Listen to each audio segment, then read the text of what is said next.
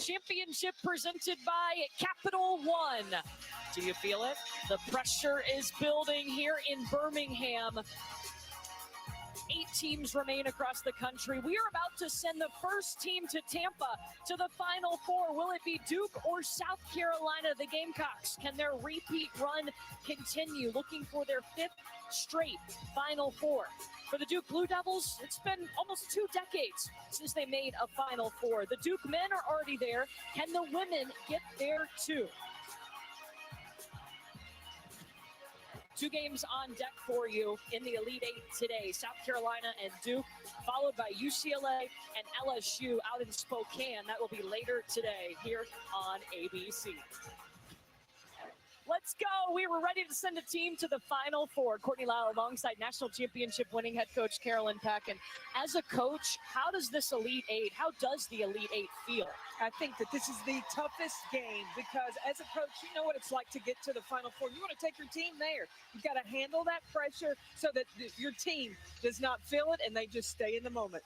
Well, starting with the reigning national champion, the South Carolina Gamecocks got some big production on Friday in the Sweet 16 from Malaysia Fulwiley, 23 points off the bench. Well, she had 11 points in that 4th quarter, but Malaysia Fulwiley has been leading these Gamecocks in scoring in the NCAA tournament. She is electric when she comes into the game. Dawn Staley describes her as an artist. I describe her as a chef, and she has come into this tournament hungry and ready to eat. She's been cooking, eating, all of the things. Malaysia Fulwiley had 11 of South Carolina's 19 points in the 4th quarter. And Chris, she has been training for pressure moments her whole life. Carolyn said it. The dream is to make it to a Final Four. All those dreams start somewhere. And like most, Malaysia Fulwiley started as a kid on a driveway basket. 0, 3, 2, 1, 0. That is her counting down for buzzer beater moments, getting ready for what she would experience one day in a Gamecock moment. She had a uniform. She has had those moments, and she's had several amazing ones in the tournament so far, Courtney.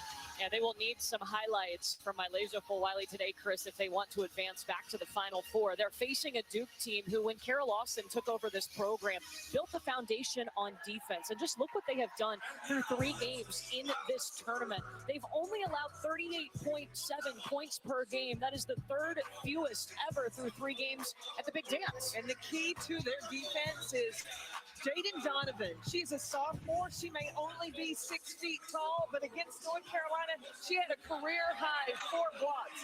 Look, in the NCAA tournament, she's only allowed 1 field goal to be scored on her when she's the primary defender. 0 against when they played North Carolina. And her teammates feed off of her energy. It's Duke and South Carolina, the 2nd meeting this season between these two. One of the teams going to the Final Four. Kara, good luck today. I'll start with you. You scheduled the 2nd toughest schedule in the nation. How have those moments prepared you for today? Yeah, I mean, this is exactly where you want to be. You want to play the top teams in the country with something on the line. There's a lot on the line today. We can't wait to get the game started. Good luck today. Thank you. Dawn, for you, 4 straight Final Four appearances. What do you need today to make that 5 straight? Score 1 more point than they do. You make it sound so easy. I appreciate the time. Easy at all. This is the hardest game. So I hope both teams bring their happiness to this game and we get women's basketball what it so deserves, a great product. Appreciate it. Good luck today. Okay. South Carolina trying to repeat as national champions. That is not easy either. They would be the first to do it since UConn won 4 in a row in 2016, but they've got to get to the Final Four, and Duke has something to say about that.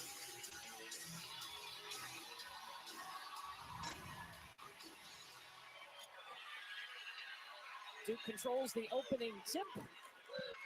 1 game away from Tampa. South Carolina going to play man-to-man defense. One-on-one accountability is going to be so important because you want to leave open shooters for Duke. Dragan Richardson with the basketball over to Ashlyn Jackson. Jaden Donovan, the kickback out to Jackson. Guarded by Kitts, 5 seconds on the shot clock. Ashlyn Jackson puts up the three, and it's short. Let's take a look at the starting lineups brought to you by Capital One. And Tahina Paopao is going to the free throw line. How critical is she going to be? She got in foul trouble in the Sweet 16. Paopao is huge for South Carolina because she brings a calmness to the floor, but she also brings an organization. She gets everybody in the right places at the right time. They need her on the court. Don Staley talked to us about fluidity of this offense for South Carolina. Did not see that in the first half of their Sweet 16 against Maryland, and she thought a big reason was because Tahina Paopao was on the bench in foul trouble. And not only Dawn said it, but her players have said it as well. That first foul was against Jaden Donovan, so she has already checked out for Duke, and Toby Fournier has checked in. This was Duke's starting five before they had to make the quick sub because Jaden Donovan with the early foul. And that's going to be a foul against Raven Johnson. She was going after the steal. And both of these coaches, they have built their program from the defense up. And so you're going to see great intensity from all of the players, active hands, active feet on the defensive side. Oh, a great ball movement. Delaney Thomas just couldn't finish underneath. It's so interesting how similar these teams are. Top teams in the nation in bench points per game. They both have freshmen coming off the bench that lead them in scoring. For Duke, it's Toby Fournier who's on the floor right now. Well, it starts with the two coaches. Those are 2 point guards who understand and value the ball on the defensive end. 8 seconds for Paopao. It's going to stay with the Gamecocks, but just 6 seconds on the shot clock. Keep an eye on the inbounder. Paopao.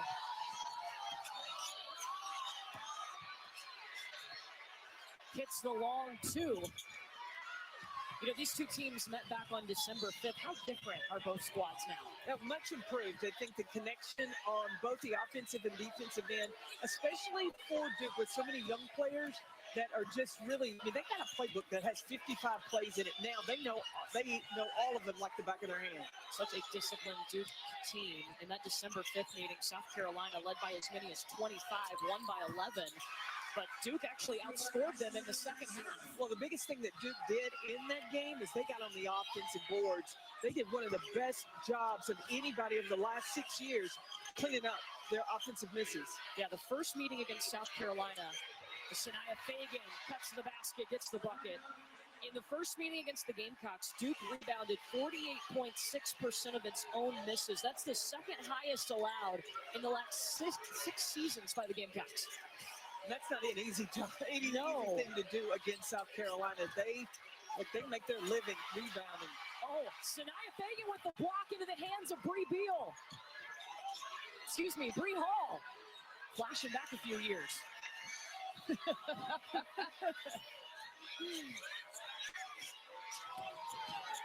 Fagan. Swatted away by Toby Fournier. Do we have a little post battle going on? I think we do, because Sanaya Fagan, just the previous possession, did a terrific job of posting up from Fournier and able to get the easy 2 inside. That's what was missing for South Carolina against Maryland, was the constant post up. You got to post up even when you don't get the basketball. You got to continue to work. Diana Mayer is being attended to by the Duke training staff. Take a little blood cleanup, but she is good to go right back in the ball game. 12 seconds on the shot clock here for the Gamecocks. It's going to be a fun matchup to watch. Fournier and Fagan go at each other. Drive, the kick for Chloe Kicks, who hits a triple. Big girl can shoot the 3. South Carolina can shoot the basketball if they do so in rhythm. It's the contested shots, the shots that nobody knows when you're going to pull the trigger. Those are bad shots for the Gamecocks. They were out of their rhythm in that first half in the Sweet 16 against Maryland. Remember, Chloe Kitts, the first meeting against Duke, 21 points, 11 rebounds. Well, and understands the pop out because she knows Delaney Thomas is going to help in. So she spaces out. So if the defense clogs the paint, Kitts ready to pull the trigger. Megan Richardson. Oh, Kitts saved the rebound, but it went right into the hands of Mayer. Johnson's got it.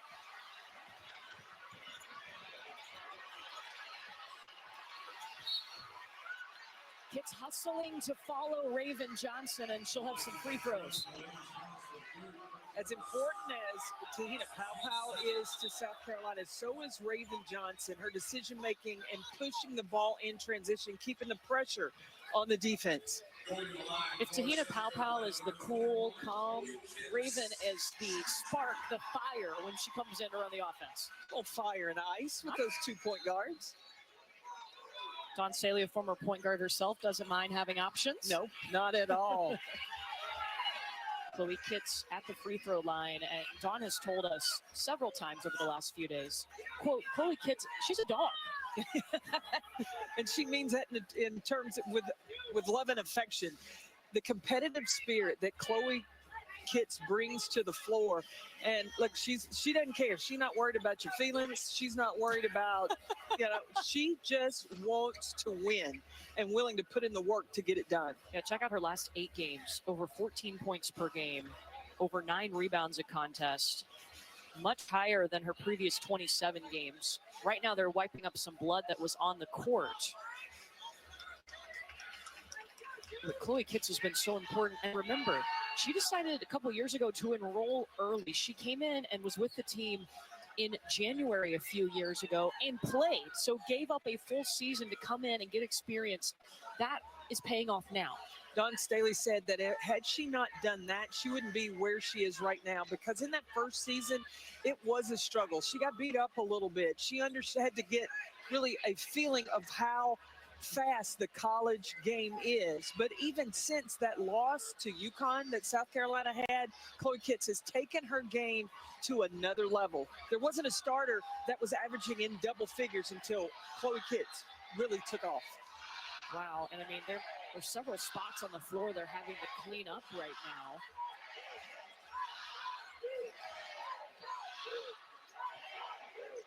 Taina Mayer, a few possessions ago, went over to the bench to get taped up, maybe for a cut or some blood, and now they're finding some spots on the court that they're having to go back through and clean up. Eventually, Kits will have 2 free throws.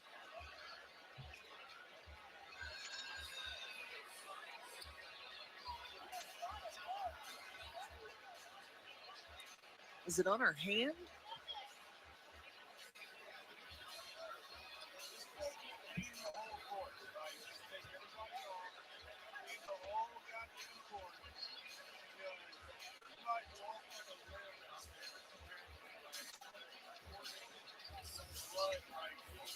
Yeah. Yeah, a lot of blood for what has seemed like a small injury as they were wrapping up her left finger. That's where the injury occurred. Okay, so they've got the floor ready to go here, and now Chloe Kits, who had a moment to think about it, hits the first. You got to maintain your concentration after such a long break. Kits has 5 points. She scored the first 10 points for South Carolina in the Sweet 16. Now keep an eye on number 5 in blue. Aluchi Akanawa, number 5. She is electric and quick for the Blue Devils. And Richardson slid that pivot foot, so a turnover for Duke. If you're facing this Duke team, no matter the deficit, if you're the opponent, you got to be wary, because remember, in the Sweet 16 against their rival North Carolina, they were down 11-0, came back and won the ballgame. And a lot of it had to do with Akanawa. She came in, turned up the intensity defensively, and then the shots started falling for Duke. Now had her 3rd double-double of the season. And Raven Johnson turns it over for South Carolina.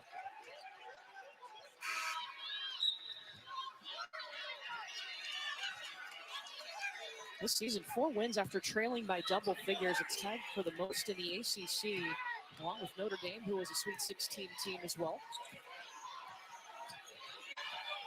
Vanessa DeJesus, who's in the game now, was also big in that second quarter in the Sweet 16 for Duke. Well, Carol Lawson said she just came in and gave them great composure, showed some fearlessness driving to the basket in Friday's game.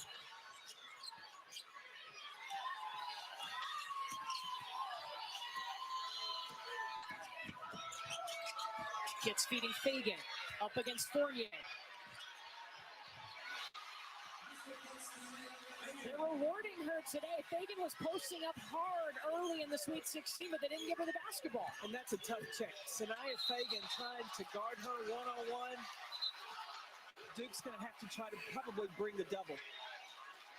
And the turnover by Duke. Checking in the game, Mylasia Fulwiley. And you can hear the South Carolina fans cheering. 23 points off the bench, a South Carolina NCAA tournament record. 11 points in that fourth quarter was so big for South Carolina to help them to advance from Fulwiley. And that's going to be a travel on Sanaya Fagan.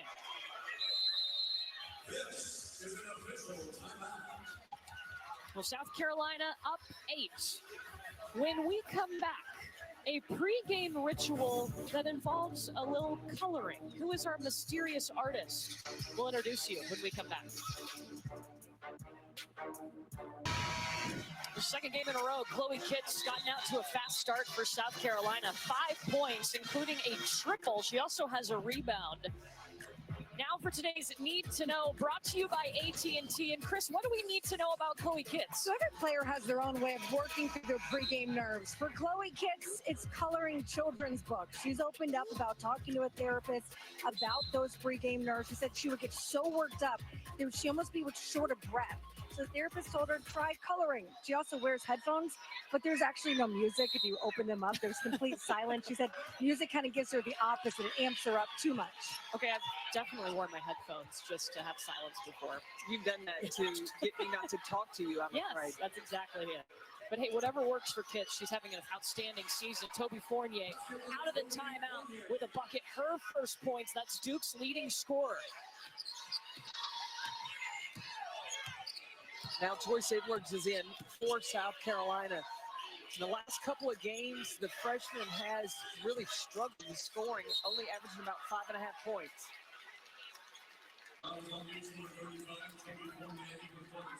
First foul whistled against Toby Fournier. Duke already has Jaden Donovan, who has 1 foul, one of their key defensive pieces. She's on the bench. The inbound to Kitts. Up against Jordan Wood, short on the fadeaway. Now here's where Duke can be dangerous in transition. To Jesus. Got lost in the trees of South Carolina and turned the ball over. Bree Hall. South Carolina's defense has been on point.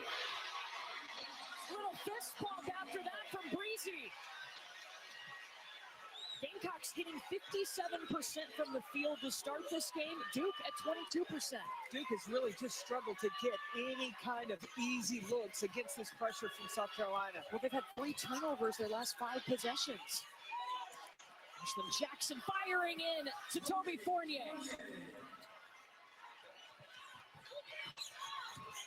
That's a good sign. Toby Fournier didn't hit a field goal in the Sweet 16. So, yeah, she really struggled. Now, Kara Lawson complimented the other things that she did. She rebounded extremely well.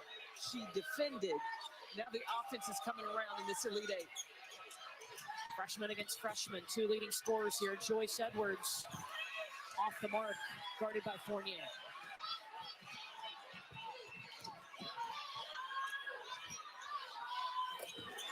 Fournier splashing the 3! Toby Fournier is so dangerous because of her versatility. Because she is a little undersized in the post, Kara Lawson pulls her away from the basket, then gets her going to the basket. Defense has to respect her because she just showed how she can score the basketball. That is her 6th made 3 of the season. And there's Fulwiley, her first points. Was a point shy of her career high in the last round.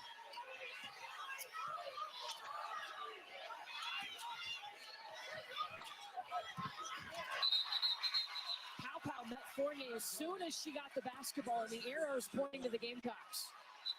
We got 2 stars off the bench for each team. Toby Fournier finding her space, commanding it in the paint, and then Mylasia Fulwiley, like butter, scoring on the jumper. That's her nickname, Lay with the Butter. They call Malaysia Full Wiley. It's so interesting that these two teams, I mean, they're so deep. Top two teams in the nation when it comes to bench points per game. So many people make a big deal out of starting. It's not about starting, but production. There are 4 10-minute quarters, plenty of time for you to make your impact, but somebody's got to start the game.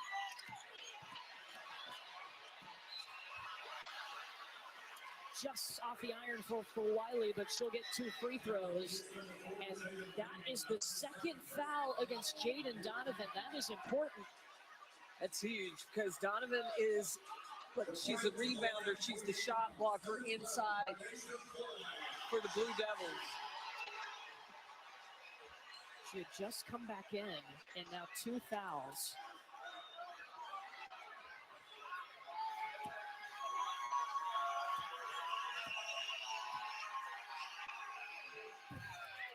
Wiley misses the first.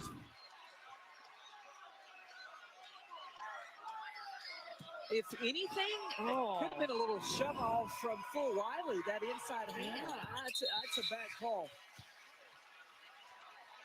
So Jaden Donovan will be forced to take a seat for Duke with those 2 fouls here in the first quarter.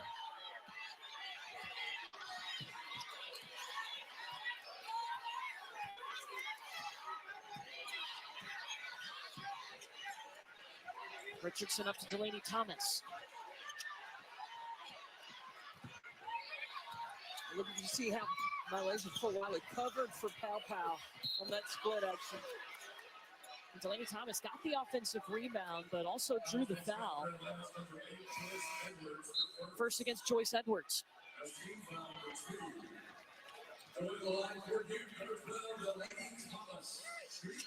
Delaney Thomas, first meeting against South Carolina this season. She went 7 of 7 for the field, had 14 points.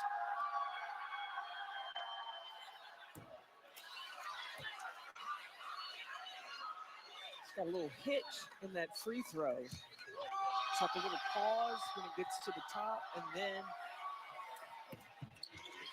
release. You got to scout for that if you're the opponent because he may want to step into the lane a little early when she's going into that shooting motion. Got to be disciplined. South Carolina 5 of 9 from the field. Travel on Full Wiley. So now 4 turnovers apiece for both of these teams. Well, Duke has been so good since the ACC tournament of their execution of their offense.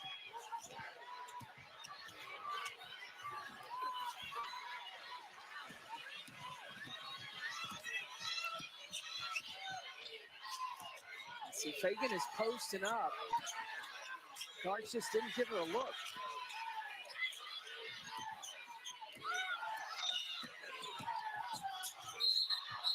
Full Wiley traveled again. You think she's trying to do too much? Well, that's 3 possessions in a row where the guards of South Carolina have not even looked in the post. For South Carolina's offense to work, you got to at least give a peek inside. And there's a reason they're first in the nation in paint points per game.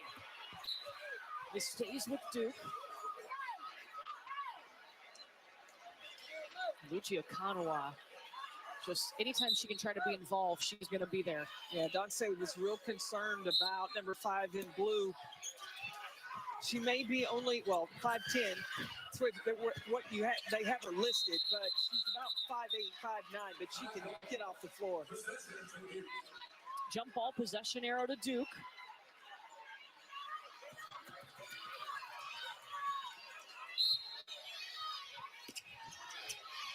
Mayer into Thomas.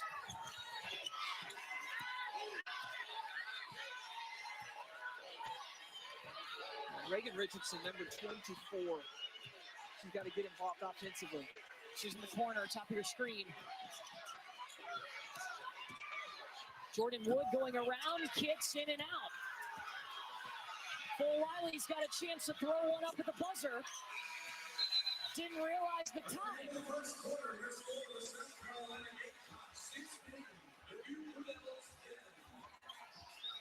South Carolina up 6 after 10 minutes. Chris will talk to Duke head coach Carol Lawson when we come back here to Birmingham.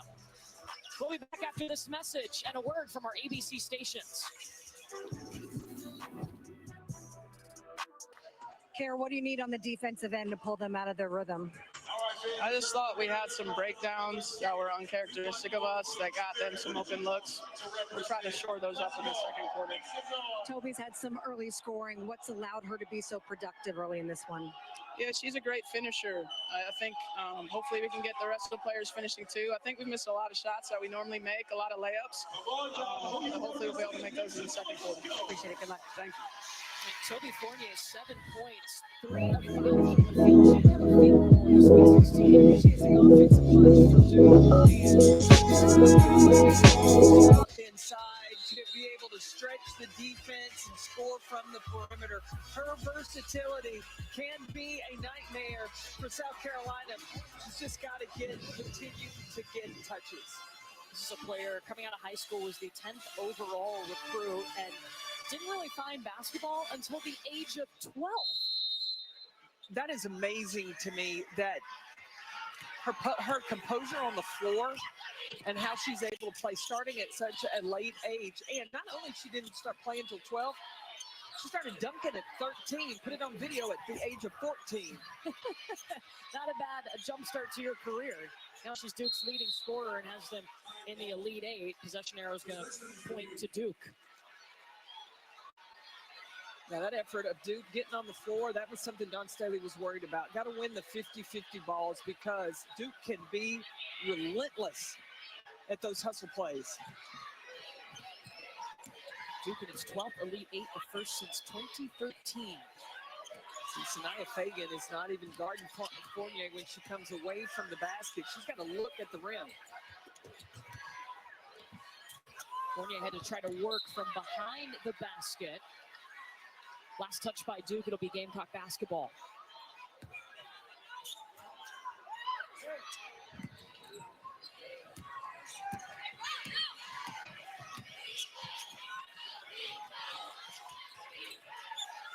Now South Carolina's looking to go to their bigs.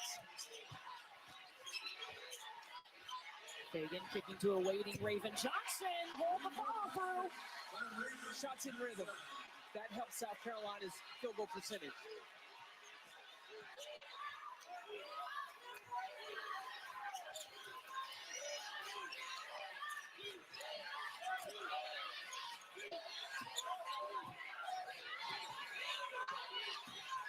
Taina Mayer off the screen from Fournier. Ashlyn Jackson. Offensive rebound for Toby Fournier. Got another one. And those are the first second chance points for Duke. And Fournier does not quit. I like her second bounce, second jump on the glass. Sanaya Fagan left open, and she takes the three. Delaney Thomas hit the floor hard. When the post get touches, then the offense really settles in. You see Mayer help off of Raven Johnson. She gets that shot in rhythm. That's a good shot for number 25 in white. In the NCAA tournament, South Carolina is shooting 61% off of the pass compared to 41% off the dribble. It's so important, ball movement. Instead of South Carolina trying to create, do one-on-one, that's when things really start going bad for them, and then their opponent can get out in transition.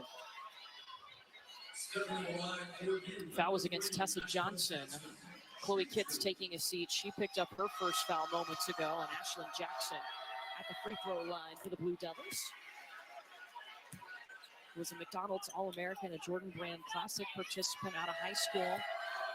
Grew up in a town just outside of Beaumont, Texas, China, Texas, only about 1,000 people. Her parents were basketball coaches. Her siblings played. She had no choice. She had to get on the basketball court. And she's got to get more shot opportunities on the offensive end, and she can turn it up. She's made 85 threes on the season. She's 2 away from tying the single season record.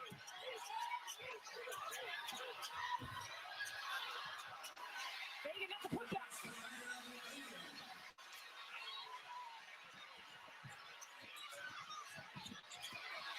Jackson turns it over. And they overshoot Joyce Edwards. I mean, South Carolina can be really good in transition, but that one, a little overzealous. But as a coach, you take that one because it is going to the basket, and if you don't connect with the post, it goes out of bounds. They can still come back and get their defense set. How do you feel about how the Gamecocks have started this game compared to how they started the Sweet 16 against Maryland? It's more organized. Their offense is more organized. And I think everything, though, is connected to their defense. They are locked in on the scout defensively. You see they're covering for each other. All five are in ready position. Reagan Richardson was in ready to position to shoot that basketball, but it wouldn't fall. Duke shooting just 25% from the field. I think, was Kara Lawson playing defense over on the sideline? Did you see her hands out? I think Tessa Johnson got triple teamed on the sideline. Of course, Kara Lawson went to 3 Final Fours as a player at the University of Tennessee. And she talks about a lot of what she's brought to the coaching in the coaching profession for her has been what she learned from Pat Summitt. She's trying to be the second women's coach to coach and play in a Final Four. Of course, Dawn Staley has done that. So is Kim Mulkey. She would be the third. Joyce Edwards needed to see that happen because she has really struggled in the last 2 games.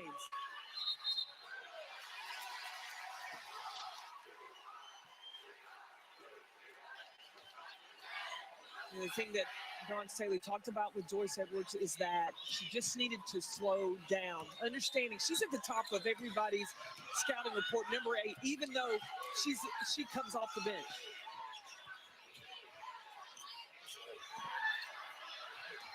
Patience, finishing through contact. That's a freshman in Joyce Edwards. Worked on it at practice yesterday to just slow down, to read her options. Possession arrows pointing to the Gamecocks. This is a freshman that's trying to settle in. The pressure builds up when you get from the Sweet 16 to the Elite 8. And now Edwards has settled in, composed, kept her balance. If she was getting her mind right pregame, this was about before they even started the 90-minute.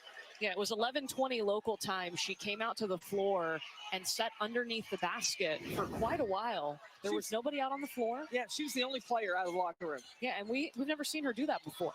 Sometimes you've got to kind of come out in the arena, visualize what you want to do. That will help the game slow down for you as well. The travel on Sanaya Fagan.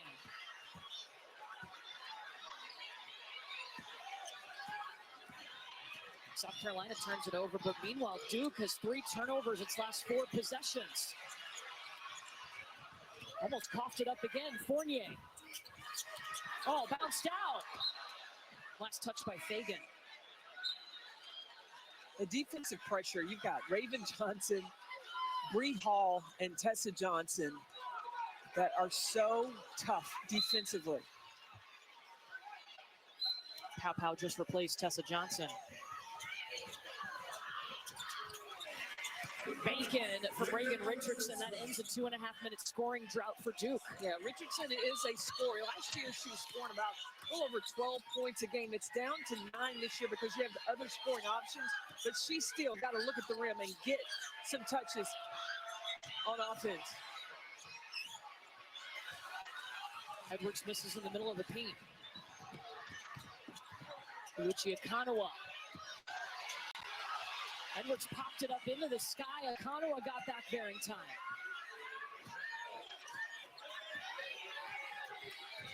Look for a high ball screen.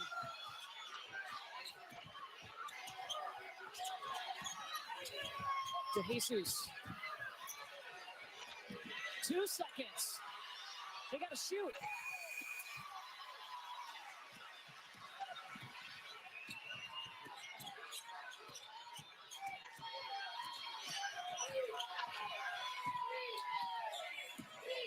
That's Sanaya Fagan up top. She's got to get inside. There's Joyce Edwards.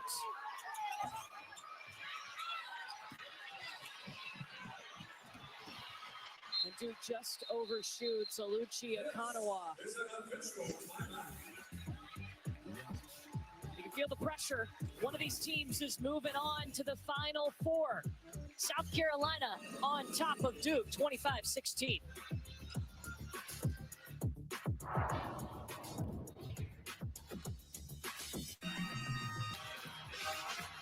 Ladies, we'll see you just in a few moments here. Yeah, so much at stake. You can feel the pressure. It takes so much to get to this point. But then just one win away. Duke trying to get back to the Final Four for the first time since 2006. For South Carolina, it would be a 5th straight Final Four if they can win today. Ooh, another travel. Trey and Chene were just talking about it. I think Fulwiley trying to do a little bit too much. Chris, what was South Carolina talking about in that last timeout? Taking care of the basketball was Don Staley's message. He said they're going to come after it. You got one dribble, then you got to decide what you're going to do. Take it to the rim or pass it off. And we talked a lot about how pow-pow means so much. Her voice, she wasn't able to be on the court very much early on in the last game because of early foul trouble. Spoke up a lot during that timeout. Well, it's interesting when you watch the pressure of the defense, you show that you are not sure of what to do when you just catch and dribble. You've got to catch, read the situation, then put the ball on the floor. And Chris, you mentioned the voice of Tahina Paopao. Reagan Richardson off the mark. Joyce Edwards has the rebound. So many players have talked about how important her voice is, and they want her to use it more. That's allowed South Carolina to have success. Her second season with the Gamecocks after transferring in from Oregon. Transition points for Duke and Toby Fournier. She's in double figures with 11. Now, Fulwiley misses a layup. Nobody's back, and Duke takes full advantage.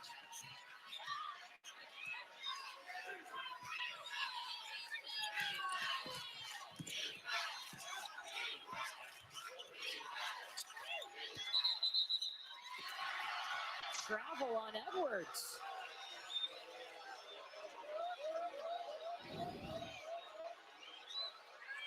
Jackson to Fournier in transition.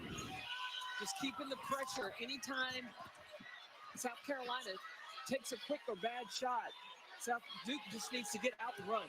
Ashlyn Jackson fired up the transition three, but Akanawa got the offensive rebound. 8 seconds for Duke. Fournier's all over the glass. And she's fouled.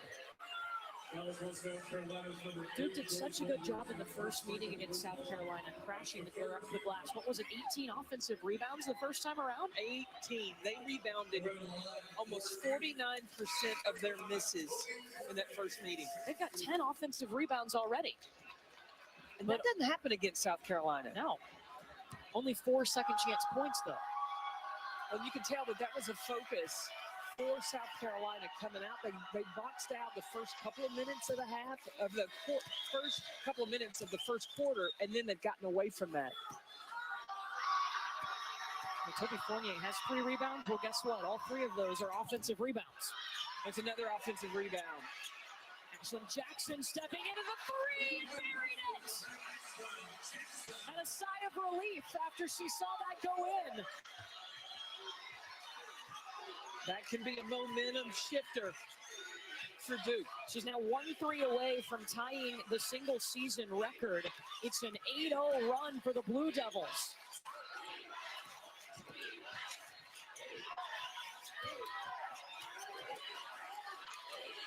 Five seconds. Fulwiley has to put it up.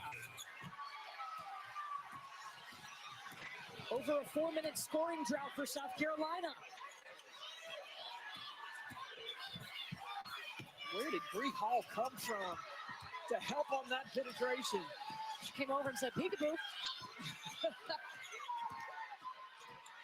See South Carolina out of rhythm, out of sync on the offensive end. Paopao will try to right that ship. It's almost 5 minutes without points for South Carolina. 5. double team, and a turnover. Duke's defense coming through.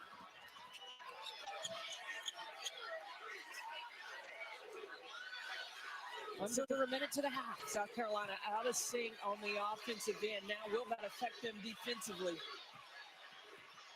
You can see life coming back to Duke.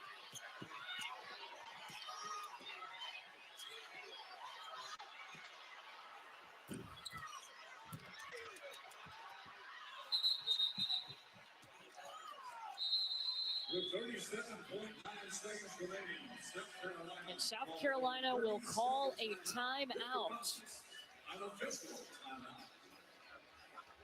29 seconds for South Carolina to work with on the shot clock as they're trying to get out of a scoring drought. Duke is on an 8-0 run right now. Ashlyn Jackson, her first 3 of the game, and it felt good. We'll have our second Elite 8 game. It's UCLA, the #1 overall seed in this tournament, taking on LSU. And now for today's Star Stories, brought to you by Samsung Galaxy. There's going to be a little fire happening in the paint in this game, don't you think, Coach Pat? I'm looking forward to seeing this matchup. Anissa Morrow and Lauren Betts. Now, Lauren Betts is at 6'7". Anissa Morrow is probably 6'2" on a good day, but she plays like she's 6'7". So both of these players inside are going to try to battle and compete to control the glass for their team. Anissa Morrow, 30 points, 19 rebounds in the Sweet 16. Jeez. Yeah.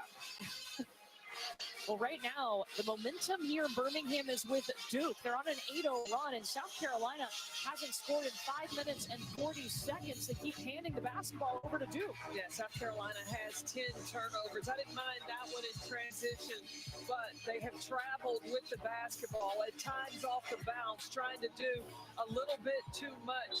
I thought this was a great play by Duke to double team as the shot clock was running down, forcing that turnover as well.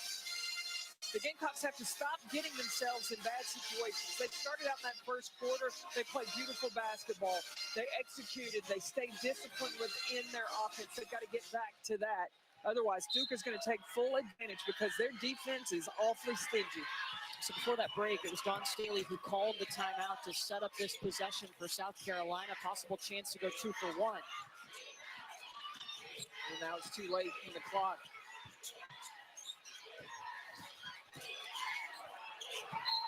It's working around Delaney Thomas, and she'll get to the free throw line. 18.9 showing on the clock in the half. Good decision as the shot clock's running down. Get something going to the basket so you at least get a high percentage shot or you get some time at the free throw line. Second foul against Delaney Thomas. Duke already has Jaden Donovan, who has sat a lot of this first half with 2 fouls. So Carol Lawson has to feel pretty confident. It's a 3-point game right now, and Jaden Donovan barely played. She can be a big, big impact, especially on the defensive end. Kitts with the first free throw good. Those are her first points since the first quarter.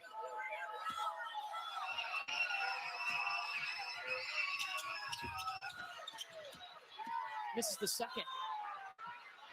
Now Duke will try to end a 2-minute scoring drought. How to try to get a 2-man action with Toby Fournier. Instead, they just turn the ball over. For Wiley, stops and pops. But Duke will end the half on an 8-1 run. South Carolina will take a lead into the locker room. Just 1 point and 4 turnovers since the 6:16 mark in the second quarter. Well, Duke's been able to keep it close. 11 offensive rebounds. Chris is with Chloe Kitts. Chloe, what do you guys need cleaned up on the offensive end to be able to, what do you need to clean up on the offensive end to limit the turnovers? Well, we just need to take our time. I mean, when we're catching the ball in the post, they keep doubling, and we just need to take our time, pass it out, and maybe get it back in. 20 minutes for a trip to the Final Four. What do you guys need to do to come out here, make that happen in the second half? We need to play collectively better, find better shots, keep attacking the basket and kicking out, and having good defense, and we need to rebound better. Chloe, good luck. Thank you. So South Carolina will take a 4-point lead into the locker room. 20 minutes away. One of these teams is from the Final Four. Let's get you to the studio with Elle, Drea, and Shanae.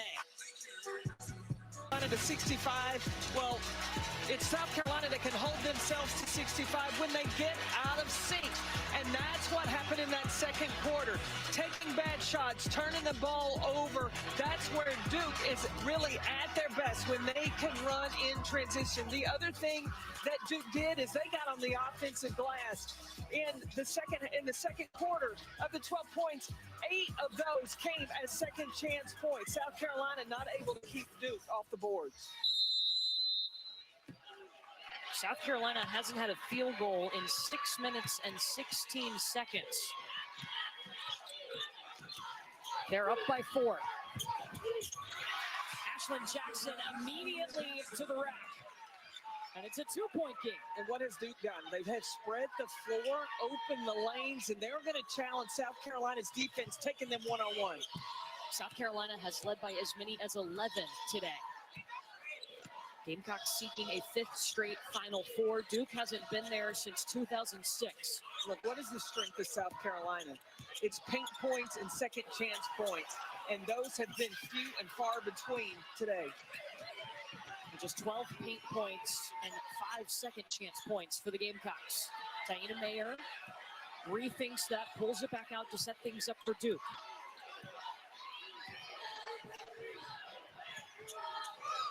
Second meeting of the season between these two. The first was on December 5th. It went the way of South Carolina, but so much has changed for both squads since then. Jaden Donovan is glad to be back on the floor. The execution of Duke's offense out of the locker room has been beautiful. So disciplined with their plays. A 12-1 run right now for the Duke Blue Devils.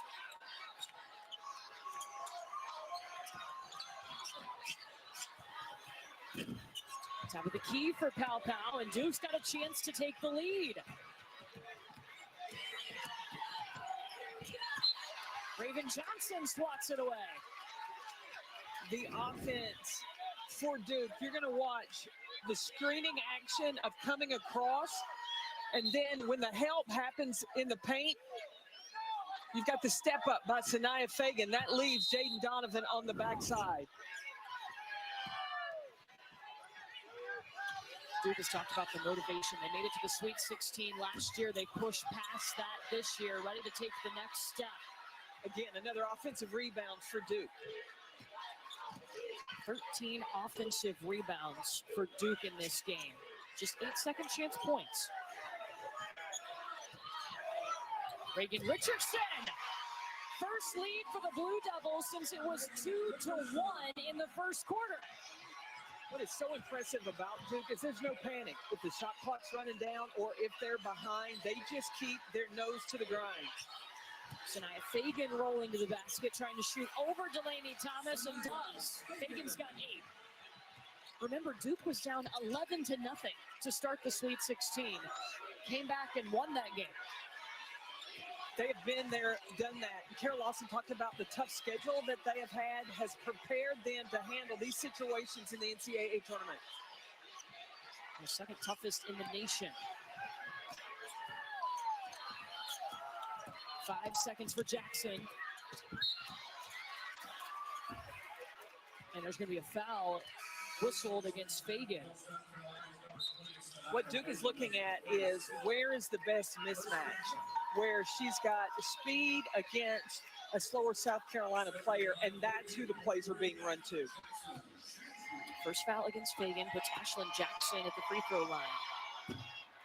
She was one of the first to commit when Carol Lawson took over this program, helped set that foundation. Started out really a defensive focus, and then they've added the offensive pieces in as Carol Lawson has been able to add her recruiting classes in year after year. And when you're taking over a program and you're building it up, the more success you have, the better talent pool you get that comes in. And then that's where the offense starts to come along. Duke kind of pick them up 94 feet. This season, Duke's got 4 wins after trailing by double figures.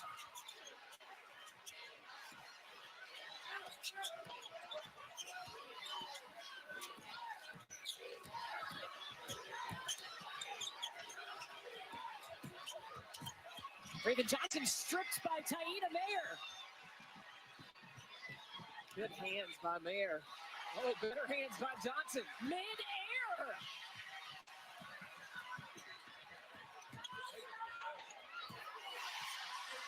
Defense leading to offense. That's how you clean up a mistake. You turn the ball over, you go down to the other end, get it back, and then come down and get you two. In that first half, when South Carolina was at its best, you saw them playing such good defense, leading to those offensive opportunities. Here's Jackson. She already has 10 points. Donovan to Mayer, waiting for the corner three. No panic. No panic from the Blue Devils. And Kara Lawson talked to us yesterday about that tough schedule. She said it builds calluses. When you come into this round of the tournament, you want to have those calluses, those lessons that you've learned. And she feels like this group has learned a lot to get to this point. The players, too, feel like they have learned a lot.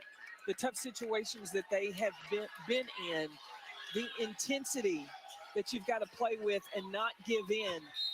That's what they did in the ACC tournament as well.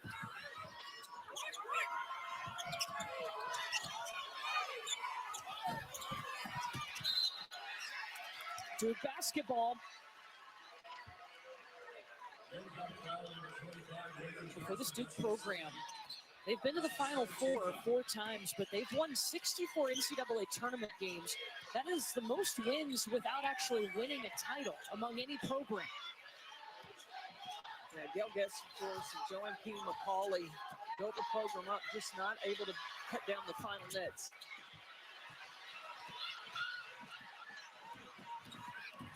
Oh, that's a nice pass. There's going to be a foul on the floor in the entry pass, Joyce Edwards. And that's the first against Reagan Richardson.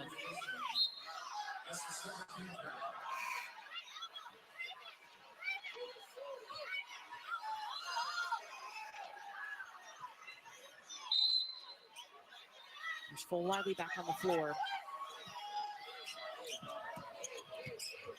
She has struggled today for South Carolina after putting up 23 points in the Sweet 16. Edwards turns it over. South Carolina got it back.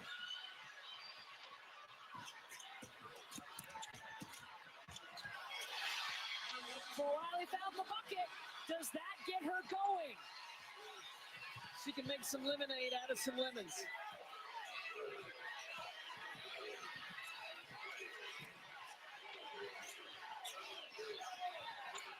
This is a tough matchup. Offensive foul on Duke. That's the third on Delaney Thomas. Duke is up by a point. We've won 4 straight when trailing at the half. One of these teams moving on to Tampa in the Final Four. And they pushed forward to the Elite 8 for the first time since 2013. Let's check out today's game track brought to you by Invesco QQQ. Offensive rebounding, Duke is doing a great job against this South Carolina defense. They closed the half on an 8-1 run. Interesting note, South Carolina has won 103 straight games when leading by double figures. Their last loss when leading by double figures was the 2022 SEC Tournament Championship game. Tyra Elzy was the head coach of Kentucky. She's now an assistant over on the Duke bench. We were there. Dre Edwards hit that 3. That was a well-coached game, too, because Kentucky stuck to the scouting report, to the plan, and able to pull off the win. Fagan to Edwards, and Jaden Donovan got a hand on it. She was limited in the first half with foul trouble, picked up 2 fouls in the first quarter. Her vertical and timing on blocking shots is a beautiful thing. She told us coming into college, she thought her timing was okay, but maybe not because she got into foul trouble too much. It's gotten a lot better. Now, career high 4 blocks in the Sweet 16. Jaden Donovan listed at 6 feet, probably about 5'10", but that vertical keeps her in the mix defensively. Don't let the facts get in the way. Come on.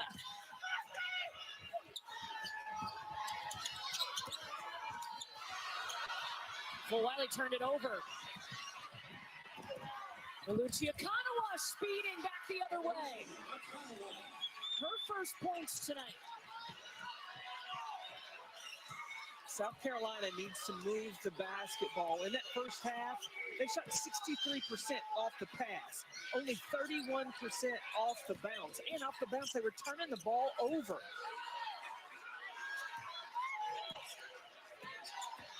Powell's going to the scorer's table to check in. Wiley hits it off the side of the backboard. And Akanawa's got 2 free throws coming, fouled by Tessa Johnson. Okanawa just turns the speed up for Duke when she comes in the game. With the basketball, outruns my laser for Wiley to get the finish.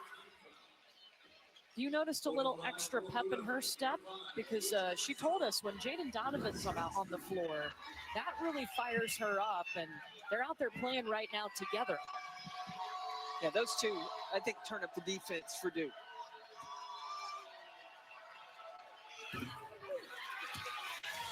Side business, styling with Lucci. Her teammates have noticed that she loves fashion, so they needed some game day fits. They've turned it into little episodes on social media. She loves to take them shopping, go through the racks, find things that other people wouldn't find, and has kind of turned it into a fun little side thing for the team. Chris, that's so awesome. It was funny asking her about that yesterday. Jaden Donovan was in the room. She goes, I hate going to the mall with my teammates. She is the total opposite. And Lucy said she likes to go find those jewels. That's why she wants to go through each piece of clothing on the rack. She's welcome to style us at any time. I'm here for it. Yeah, me too.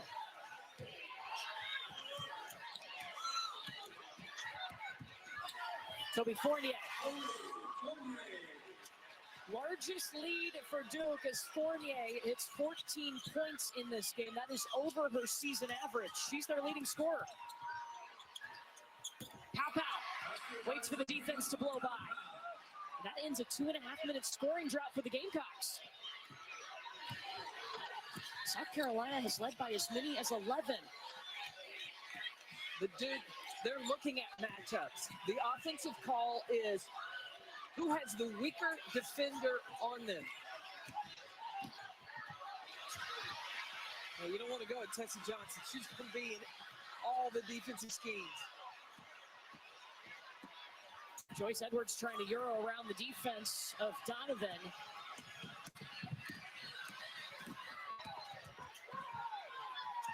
Pretty good defense there by Joyce Edwards. Pow! Stole it away from Toby Fournier. And possession arrow pointing to South Carolina. But what Duke is doing, they're going at Pow right here with this ball screen. They're going for the slower defender on the floor. So help has to be there. That's how they're getting their isolations. So if you're South Carolina, how do you adjust to that? You got to join the seatbelt game. You've got to turn up defensively. You don't want to be that person that any team feels that they can go at you. Shahina Pow, it's been a focus for her defense this year. That was one of the reasons she wanted to come back instead of going in the draft last year. Catch and shoot off the elbow for Pow. You see Carol Lawson, she's surveying the look at what she wants, who she wants to go to. Ashlyn Jackson, she has tied the single season three-point record, 87 this year for Ashlyn.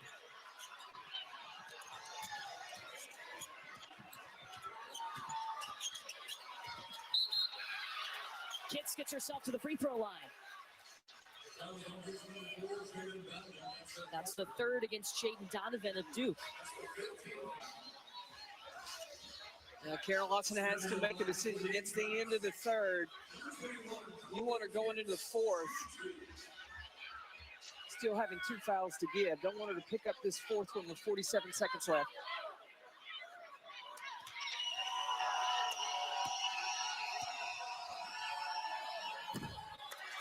Hit short of the first. Chloe Kitts, her only field goal made today was a three-pointer in the first quarter. South Carolina's missed 4 free throws today. Make that 5.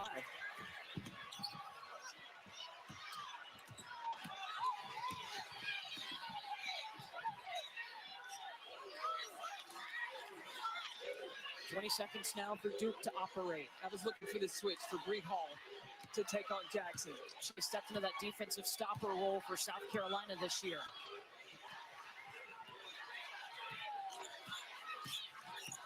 Five seconds. Jackson ran into Fagan. Toby Fournier, offensive rebound. Alucia Kanawa got one, too. And she'll get the free throws. That's the third on Raven Johnson. The hustle plays. That's all going to Duke right now. If Fournier, she goes after the glass. And then on the backside, Aluchi, she's not taking a nap, but staying in the action.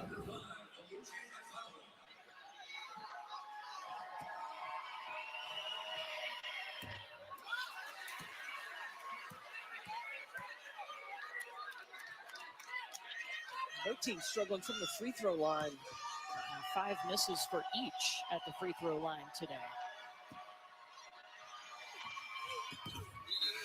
1 for 2 for Okanawa. Duke only shoots 68% from the free throw line on the season. South Carolina's going to bring in Maddie McDaniel as Raven Johnson just picked up her third. Pow Pow will set it up. Gamecocks can take the last shot of the quarter.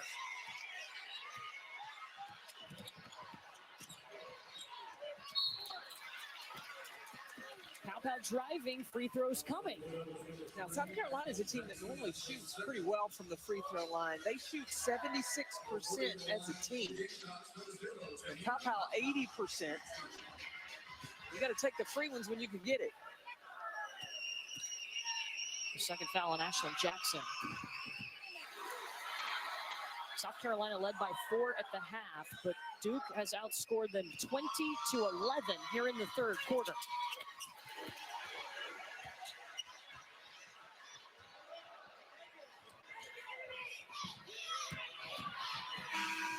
The heave from Okanawa will be short. 10 minutes to decide which one of these is a Final Four team. Duke leads it over.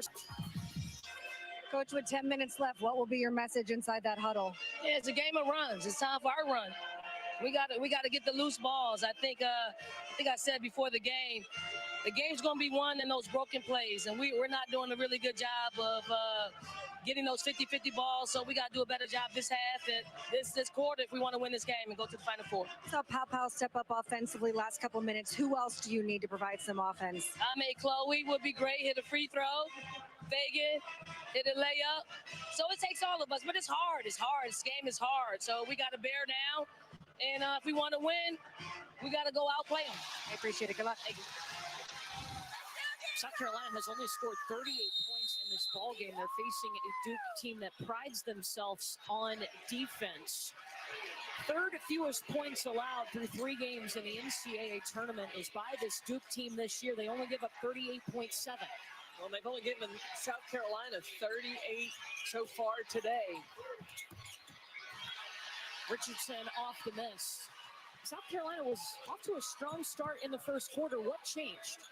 They got out of sync offensively, and then on the defensive end, it was Duke that was able to, they started isolating matchups that they felt like they could take advantage of, and Ashlyn Jackson was usually involved in that. Pow inside to Kitts. Can't get around Jaden Donovan.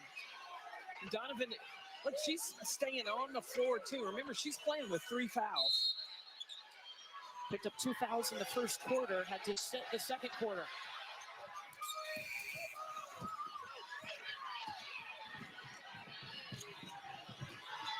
Ashlyn Jackson looking for the transition 3. And there's going to be a foul on the floor. That's against Tahina Paopao. Her first.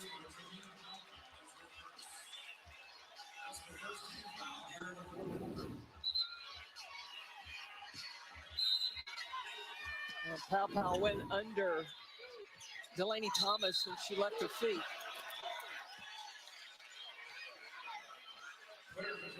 And that's an offensive foul against Delaney Thomas, her fourth. Trying to set the screen. She'll be replaced by Toby Fournier, who's leading all scorers in this game with 14 points. Also has 4 rebounds. South Carolina's got to find a way to get the ball in the paint. You heard Tawn tell Chris she'd love to get Chloe Kitts some more touches. Sanaya Fagan has been good too.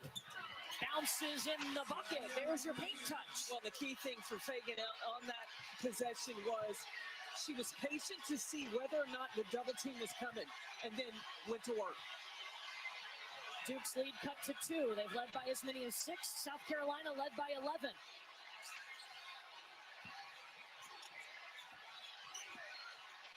Mayer in the short corner. No. But nobody boxed out Fournier.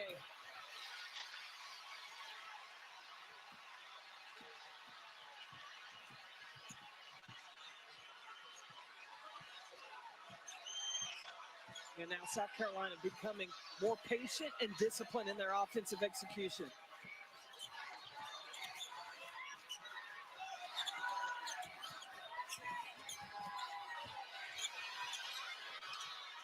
Raven Johnson posting up.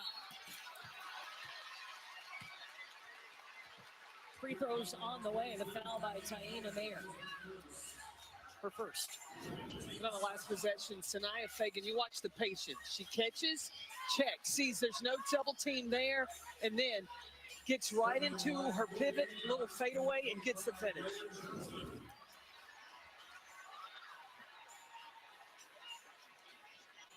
Raven Johnson can tie it at the free throw line.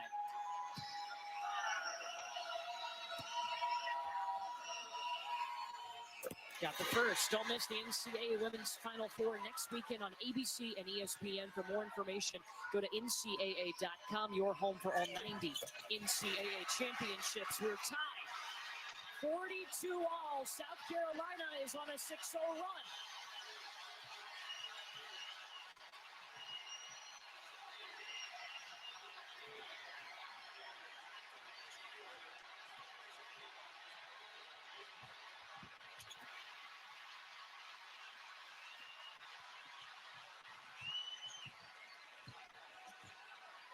And the Gamecocks get a stop. Well, they were lucky there because on that ball screen there, Toby Fournier, she was open. She just wasn't able to finish. Kitts lost it into the hands of Akanawa.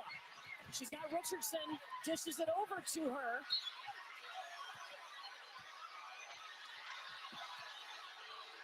They're saying Duke basketball. Bree Hall is saying she did not touch it. That's good transition defense.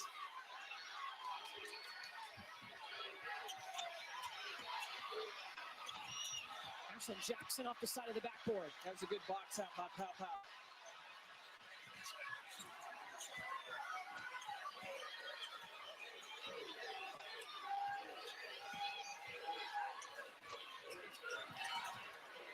Guys, on that Fournier miss, Kara Lawson looked at her team and goes, "You can't miss those." And she looked down after that last open three and said, "Layups and wide open threes, layups and wide open threes." Yeah, Chris, Duke is 0 for 7 in this quarter.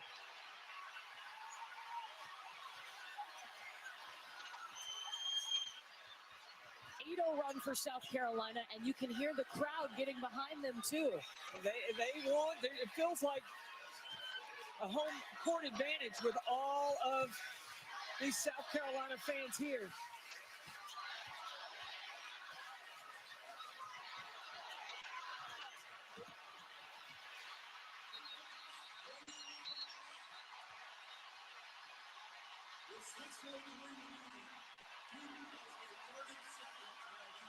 Duke has to call a timeout. Momentum has shifted towards South Carolina, who's trying to get back to the Final Four. They're up 4. Geico and South Carolina getting more in the paint. Well, Dawn told KB that they were going to go on their run, and where did they get their run going but in the paint? 6 of the 8 points to start this fourth quarter have come in the paint. Look, that's where South Carolina, that's their bread and butter. They got away from that. Now they've come back to it in the fourth. Duke is trying to get back to the Final Four for the first time since 2006. They're facing a South Carolina team who has gone 19-1 in the last 4 NCAA tournaments and won 2 titles during that span. Now Raven Johnson is matched up with Ashton Jackson.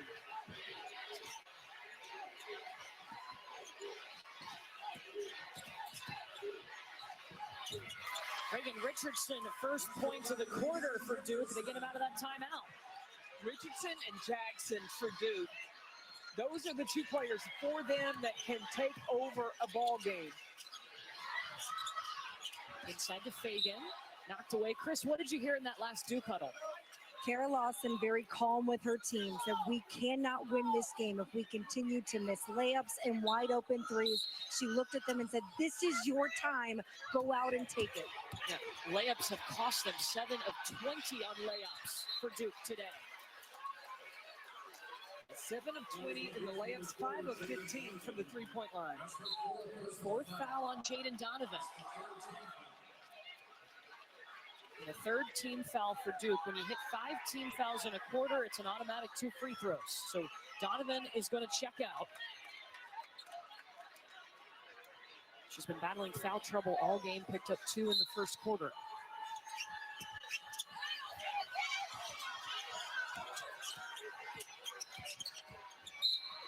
They've been trying to go pick and roll. Delaney Thomas. No, excuse me. That's on Toby Fournier. That's good, because if it was on Delaney Thomas, that'd be her 5th. It was on Toby Fournier, her 2nd. With the foul trouble of the post for Duke, South Carolina's got to continue to look to go inside.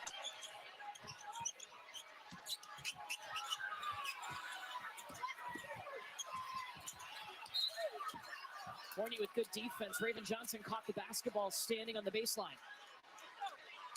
So now how can Duke take advantage? Keeping an eye on number 3, Jackson, number 24, Reagan Richardson.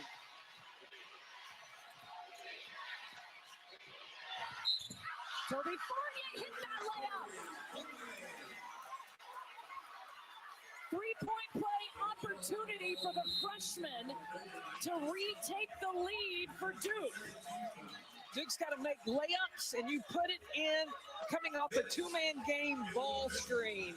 That is what has been successful. They've gotten the opportunities, not always finish. In the fourth quarter, they're finishing right now. Don't make this one a good one. We are about to send the first team to Tampa. Less than 5 minutes away from deciding if it's Duke or South Carolina advancing on to the Final Four. Toby Fournier has her most points in her last 6 games, and she can retake the lead for Duke at the free throw line. Fournier in that ball screen action until South Carolina adjusts that. Carol Lawson can continue to go to that because they've gotten that opportunity this whole game. Now they're starting to finish.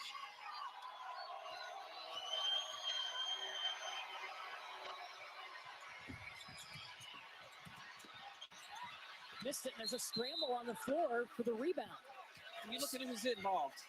Alutia Akanawat is constantly around the basketball. There's a big box out on Sanaya Fagan. And Aluci's foot was out of bounds when she had the basketball, they said, so that's why they gave it to South Carolina. Gamecocks have led by as many as 11. They've trailed by as many as 6.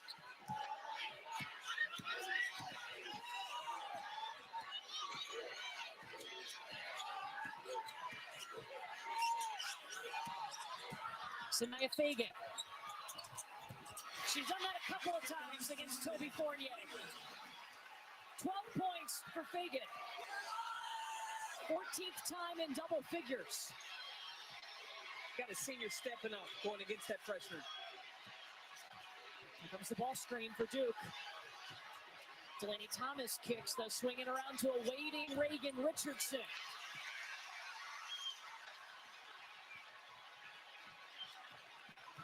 Reagan Johnson slipped up, but kept her dribble, and Dawn Staley, She's still aggressive. Yeah, Reagan had a breakdown on the defensive end.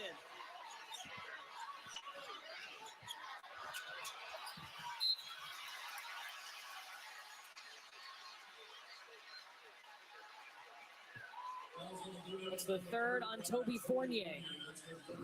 Sanaya Fagan has the ability to do this anytime she wants. Little shot fake, pivot, fade away. She just has to keep that scoring mentality. A couple timeouts ago, Dawn Staley got into Fagan, said, you have to post up, you have to be physical, you have to have your way with them. Well, the first 3 seasons, Dawn Staley said for Fagan, if she wasn't giving her standard, they put her over on the bench. This year, she's seen consistently Sanaya Fagan giving her all. It's that growth that she's seen. She knows what she's capable of. And she had to adjust this year of being that person. And she had to play behind Aaliyah Boston, Camila Cardoso. Now she's that dominant post for the Gamecocks. South Carolina has outscored Duke 12-4 in the fourth quarter. Jackson feeding Fournier.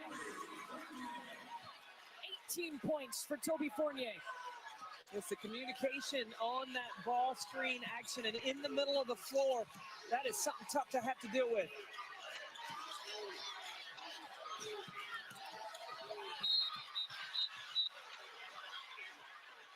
Foul on Reagan Richardson, her second.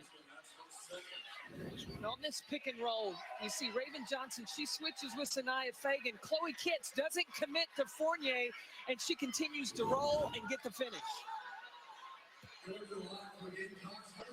It's a double switch action, but all 3 defenders have to be committed to the rotation. Pow misses the first. South Carolina, 65% from the free throw line. Missed them both.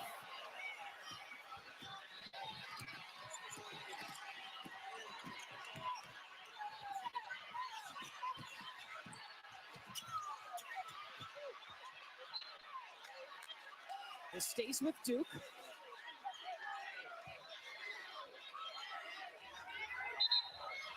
At this point, it's a matter of mistakes. Whoever makes the fewest mistakes is going to be able to advance to the Final Four.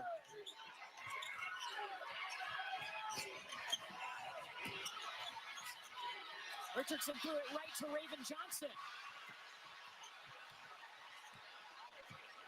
That's a good decision by Raven Johnson. You want to secure every possession.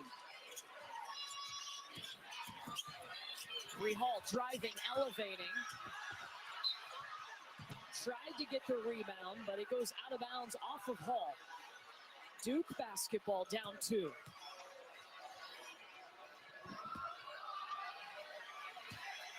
Nobody has Akanawa.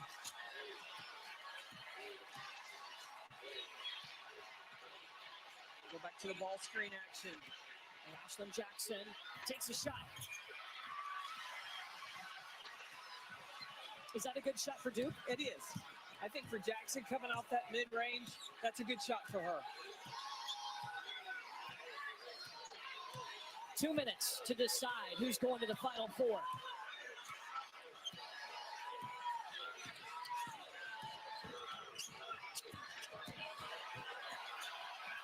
Chloe Kitts right to the rack. She has 12. Back to a 4-point South Carolina lead.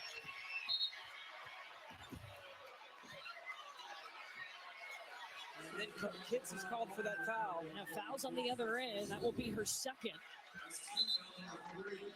Dawn Staley said Kitts is that dog. When it comes crunch time, she's going to be involved in the action.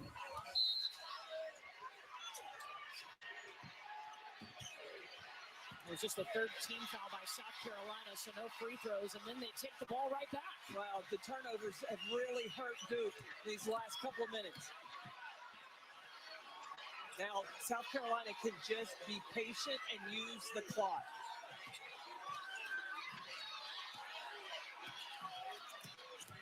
Any foul by Duke would send South Carolina to the free throw line for 2. Toby Fournier sticks a hand out. Akanawa.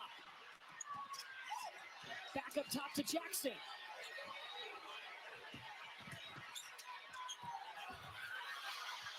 Akanawa driving right in with a minute to go. It's back to a 2-point game. That ends a 2+ minute scoring drive. Now, South Carolina's got 3 timeouts. They also have a foul to give. Duke's got 3 timeouts as well.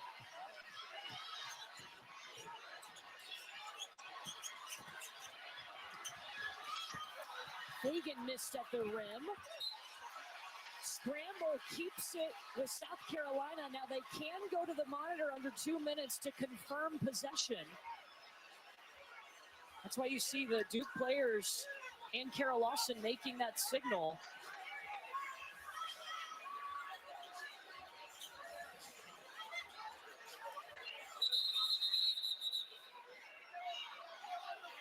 She's asking them to go look at this and confirm the call on the floor was South Carolina basketball. This is an official review.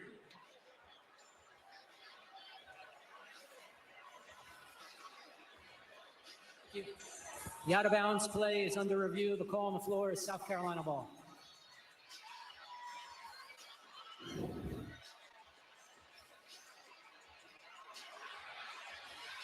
Yeah, I think Toby Fournier touched it. Yeah, right there.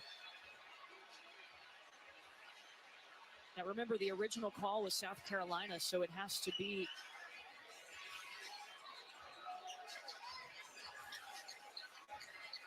totally obvious for them to overturn it. Yeah, I don't think that it will be overturned because it changed directions.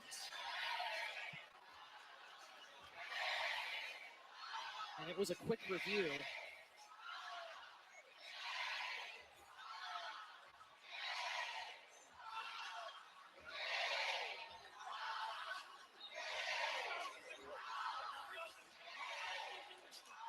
You see Tia Jackson, assistant coach, telling her team, one stop wins it. So feel like if it is South Carolina's ball and Duke can get a steal, they feel confident they can come down and tie it up or hit a Call on three. the floor is confirmed. South Carolina ball. The game clock is also under review at 1 minute. The game clock stopped improperly. Okay, so looking at the timing here.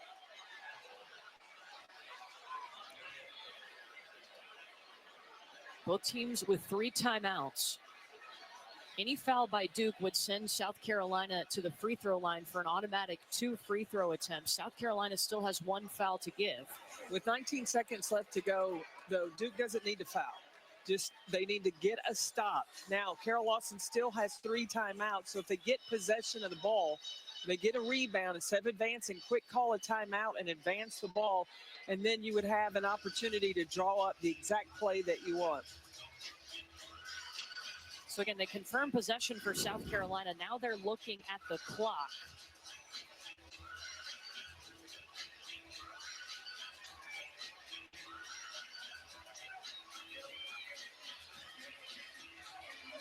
So you saw the clock stop there at 1 minute. It's only supposed to stop when it's under 1 minute. So that's what they were adjusting. And now 29.8 is showing on the game clock, 19 seconds on the shot clock. South Carolina to inbound. This needs to be a secure. The game clock has been reset to 29.8. The shot clock remains at 19. Raven Johnson needs to make sure she can securely get the ball inbounds. Otherwise, you want to call a timeout because that's an offensive foul on Bree Hall before the ball was even inbound. Duke has 29.8 seconds to either tie or win this game. Look, that's a drawn-up defensive play. We understood where Bree Hall wanted to go, and Ashlyn Jackson moves her feet to get there to draw the foul. So it will be Duke basketball. Let's check into the studio now with Elle. Thanks, Courtney. While we wait at the conclusion of this one, a reminder that our next game, LSU-UCLA, set to tip 5 minutes from now. If this game is not over, this game right here will start over on ESPNU, and then we'll move to ABC at the conclusion of Duke and South Carolina. For now, we've got our popcorn. Courtney, CP, take it away. Buckle up, ladies. Here we go. It's Duke basketball after an offensive foul was called against Bree Hall. A 2 to tie, a 3 to win, and the final 4 on the line.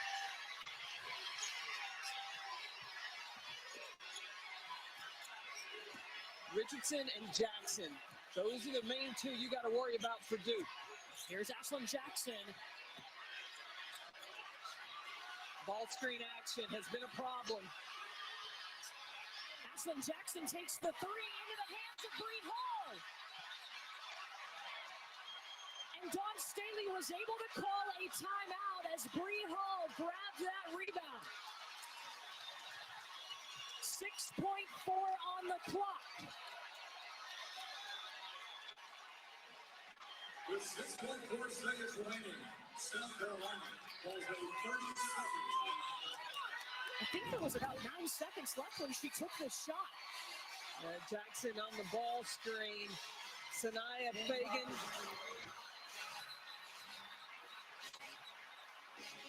They're checking the clock right now. But Fagan with the contested shot, and then Bree Hall with the presence of mind just fly in to get the rebound and secure it. And then Dawn Staley at half court immediately calling timeout to advance the basketball. Is that the shot Duke wanted? Game clock will be reset to 7.2 seconds.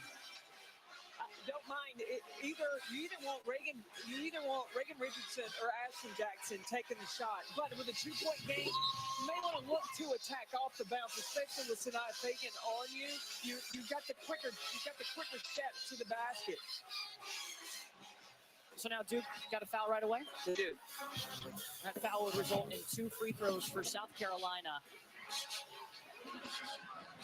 Bree Hall was called for the offensive foul on this end to give Duke the basketball, and then the huge leap in the air on the other end to get it back for South Carolina. Oh, Duke thought that they were shooting on a player-controlled foul. All the Duke players were lined up at the free throw line when the official gave the ball to South Carolina to inbound it. Yeah, it was a timeout that was called. Right, and Dawn advanced it, but the Duke players were thinking that Bree Hall was going to be shooting a free throw. So they're at the free throw line, and South Carolina was inbounding the ball. So second on Akanawa, and it'll be Chloe Kitts at the free throw line now. Look, at all Duke players are lined up, and the official gives Raven Johnson the basketball.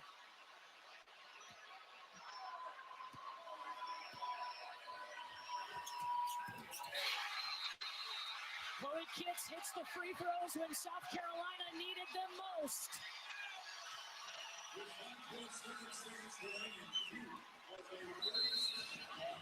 8 points in the fourth quarter for Chloe Kitts. Back to a 4-point lead for South Carolina.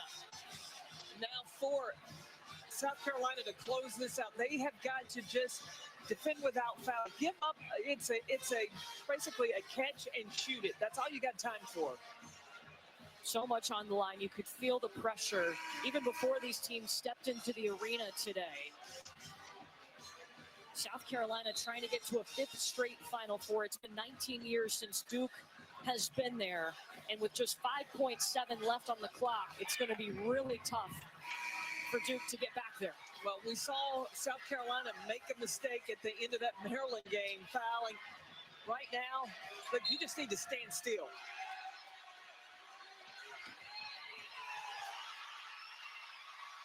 Or get a steal.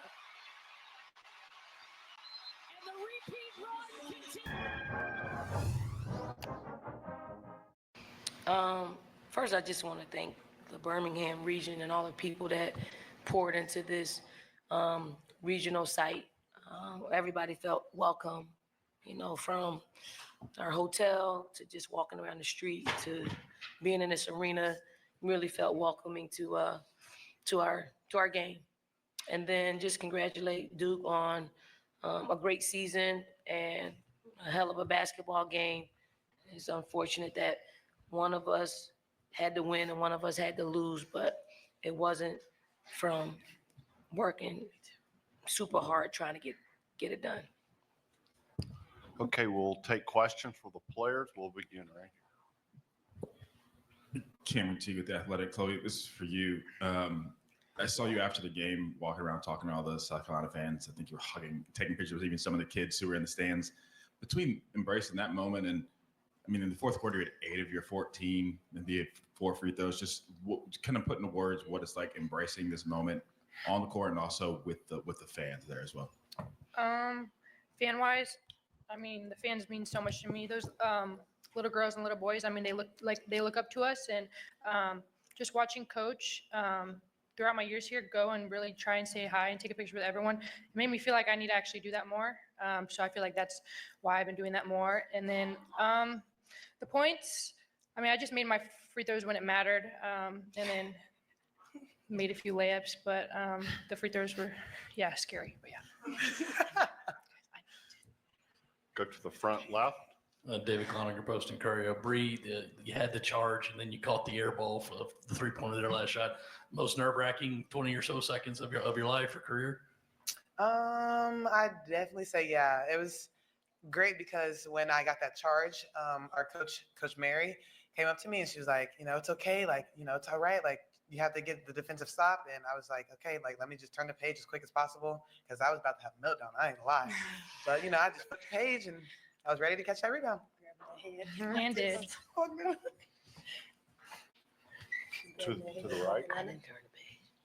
Lulu Kesson, the Greenville News. Sanaya, for you, after Chloe hit those 2 free throws to make it a 4-point game, everyone was kind of starting to smile, and I heard you say, it's not over, it's not over. Could you talk about your desire to lock in and focus and lead in the final 2 minutes especially? Well, I just stayed disciplined. I followed the game plan. I was getting screamed at a lot, so I just tried to stay disciplined with it. We used to being up, but we wasn't up that much. And when Chloe did make her free throws, I just was like, don't get too high with the highs, too low with the lows, and realize that it's 5 seconds left. It's a lot of time on the clock, and just to stay ready for any and everything. To the left. Hey, y'all. Kareem Copeland, Washington Post. Bree, going into that fourth quarter, you guys were down 4. What was the conversation that you guys had amongst yourselves before you guys went out there and you immediately, I think it was an 8-0 run to grab the lead again. But what was the conversation going into that moment? It was a really calm environment. We, at halftime, just kind of came together, talked about different things that we saw out there that we felt like we needed to do different. We did have, I don't know, at one point it was like 2-10, and then they just kept coming back. And I feel like we just kind of felt like we need to change a few things. I'm not going to say, of course. But I just felt like we had to change a few things, and I feel like it was just our calm energy that helped a lot. I feel like Coach is always calm with us and telling us what we need to do, and I think we did a good job executing. Front left. Sanaya and Bree, along with Raven, it's 4 Final Fours in 4 years. When you signed 4 years ago, I'm sure you wanted that, but did you think that it would come out this way? Yes, I did. I didn't think it would be this good. I'm not gonna lie. This is like something a person would dream of. So, yeah. I did because all they do is win here. So. Period. Far right. Cameron J. Athletic. Chloe, I wanted to follow up with something you said. You're talking about your free throws. I'm curious. Just you go to line up 2 and you have to hit both those. What's going through your head? Where were your nerves at? Well, Coach drew up a play, and then she said the ball is going to get to me. So I walked out there, and I was like, Pow, can you get the ball? Can you get the ball? And Pow was like, girl, what? And go get the ball. So then I got the ball, and then I went to the line, and I was just taking a deep breath. And then I told myself that my coach wanted me to have the ball at the end of the game because she knows I can make my free throws. And I told myself that I'm really good at basketball, and I made both of them. Yes, Chloe. I was at the 3-point line screaming at him. I'm like, you're unshakable. You're unshakable. You got this. Yeah. Before she shot, I'm like, take a deep breath. Yeah. Take a deep breath. Take a deep breath. So to know your staff, the coaching staff trust you in that moment, I mean, what does that feel like for you? I know you've been here for 3 years now, but just knowing that moment they trusted you to put the game away there. I mean, it feels amazing because I feel like I just worked so hard, and my process is different. Everyone's process is different, and I'm just so blessed that I'm able to be in that position at the end of the game to go to the Final Four.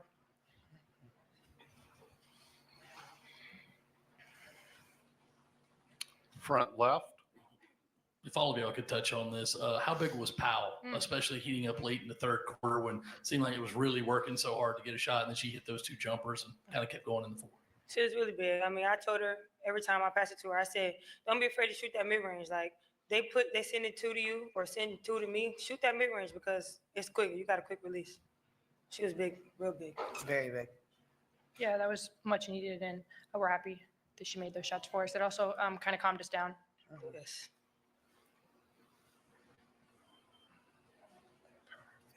Okay.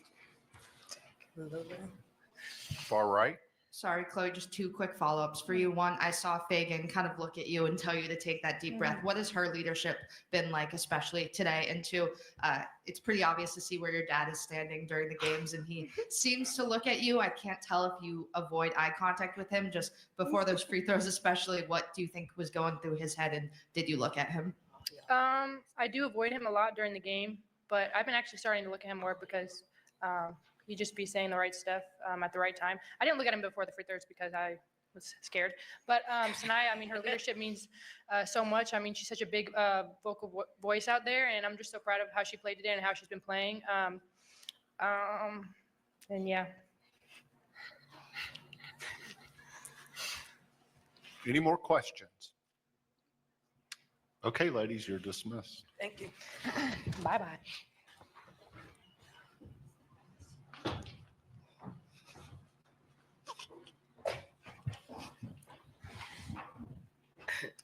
Okay, we'll start in the front. To your left. Dawn, it seemed like Duke's game plan was to junk it up on defense, try to keep the score low. Just how effective were they at doing that, and how difficult was it to try to solve that? I think they were very effective. I thought that I thought they forced us into taking some bad shots that almost ended our season, really, especially in the first half. And then the second half, I thought we tried to get the ball where it needed to go. Sometimes it disrupted that. But, you know, at the end of the day, I thought when we had to make plays off of broken sets, we did it in the fourth quarter. And I think that was the difference in between them coming back and building the lead and us bearing down and making sure we win those broken play battles. Al to the left. Hey, Don, Doug Farmer, DAP. Quick one. Have you signed a babies behind before? And the second one is Have I what? Signed a babies behind before? You signed a babies? Oh, no, that was a first. And my hand was shaking too. And the second one, just you guys wanted, it seems a different style with just a grinded out, tough defensive effort by you and made the plays in the end. How much could that help you going to Tampa this week of that type of win versus a more offensively aesthetic pleasing type? Well, considering I think we played either Texas or TCU, right? You know, if it's Texas, we're gonna muck it up just like we do in the, you know, in the Southeastern Conference. If it's TCU, much the same because they can score a lot of points. I just hope that we can get our offense going a little bit. We can't seem to play a little bit more fluidly. I thought we played with a lot better pace than we did on Friday. So I mean, the pace will help some, but you know, when you have two teams that really defend, it's going to look like that. So I thought both of us accomplished what we needed to accomplish while trying to get a win. Right, Al? The AP, going off of what Sanaya was saying about after Chloe hit those free throws, she was telling them like it's not over. Having your players kind of take that accountability and leadership and pull the best out of each other during a game that wasn't easy. How important was that, and how big will that be going forward? I mean, super important. You're hearing from young people who have dealt with things in real time. So I'm not surprised, but I'm proud because they have great self-talk. They have great talk amongst each other. They want each other to do well. They want to win. So it's all communication that's helpful in those moments. Now we're probably communicating something else, and they're balancing us with that kind of talk, especially out of a timeout. They'll walk on the floor and they're just talking to each other through what needs to happen. That is a team and players that have played with each other a long time, and the teams and players that have done life skill sessions together, team that's done, the practices and the breakdown. Like we got the best video coordinator ever.